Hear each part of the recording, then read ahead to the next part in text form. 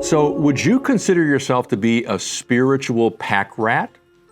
Hey friends, it's Pastor Mike from Fellowship Church. Always love to connect with you midweek. Hope you're enjoying this lead up to the holiday season. Hope you know that we love you and we pray for you. That question for you again, would you consider yourself to be a spiritual packrat?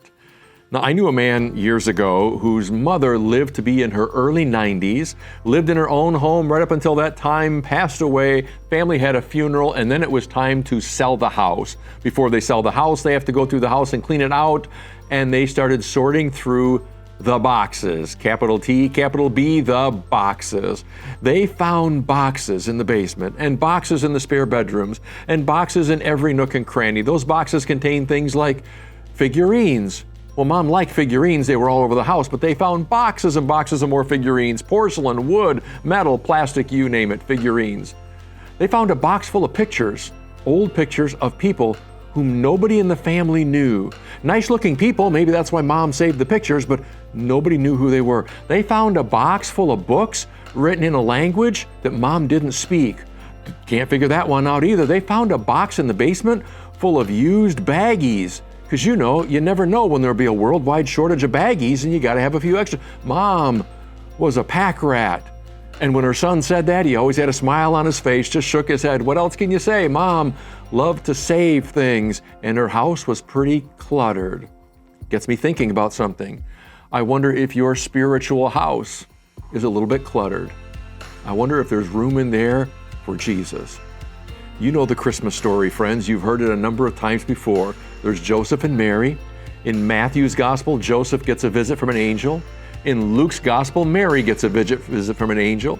The time comes for them to make a trip down to Bethlehem because Joseph gets a tax bill and he's got to go down to the IRS office in Bethlehem to pay it.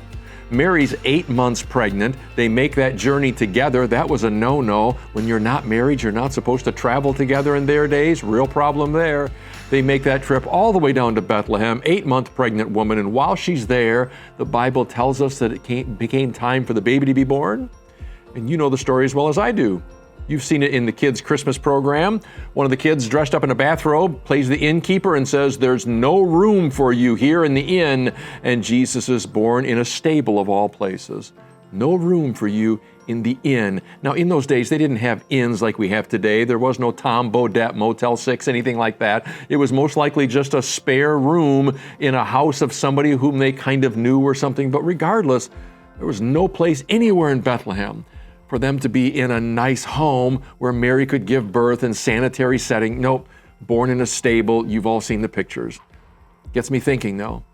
I wonder if in this house that we all have in here, where we have all these living places and all the places where we store all of our stuff, all the stuff that matters to us, all the relationships, all the things that we stash away in here because they're part of our life, and when we define our life, we have all those things in there.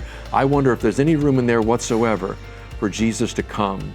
Because here's something we know about God from our Bible. God doesn't like to force his way in anywhere, not in any life. If God had wanted to do that, he would have sent Jesus in a whole lot of power, riding horses out of the heavens or something. Instead, he sends Jesus as a baby in a manger. He likes to come in quiet sometimes. And when God comes in quiet, you and I are the ones that have to decide if we have enough room, doesn't force his way in.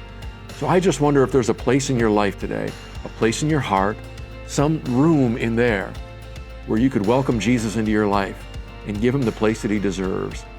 Sometimes you and I, friends, we can be spiritual packrats. We fill every crevice of our life with stuff that ultimately won't matter. And Jesus asks the question, do you think there's any room in there for me? I wonder if that fits you today, friends. Hope you have a wonderful week. Hope you're not a spiritual packrat. Hope there's plenty of room in your life for Jesus Christ. Hope you know that we love you and pray for you. Take care. God bless. Bye-bye.